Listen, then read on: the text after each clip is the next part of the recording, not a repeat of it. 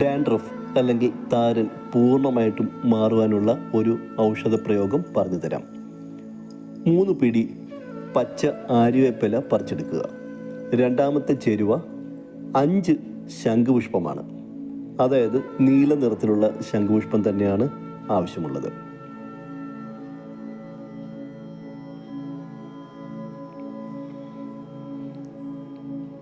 മൂന്നാമത്തെ ചേരുവ എന്ന് പറയുന്നത് പനിക്കൂർക്ക ഇലയാണ്. പനിക്കൂർക്ക ഇല 10 എണ്ണമാണ് വേണ്ടത്.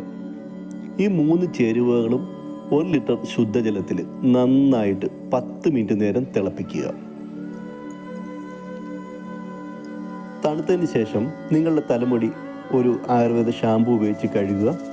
പിന്നീട് ഈ മിശ്രിതം നിങ്ങളുടെ തലയിൽ നന്നായിട്ട് ഒഴിച്ച് എല്ലായിടത്തും പറ്റിപ്പിടിക്കുവാൻ അനുവദിക്കുക. 10 മിനിറ്റിന് ശേഷം ശുദ്ധജലത്തിൽ കഴുകിക്കളയാം. അതായത് 10 മിനിറ്റ് തലയിൽ ഇരിക്കണം എന്ന് അർത്ഥം. ഇങ്ങനെ ഒരാഴ്ച ചെയ്യുക.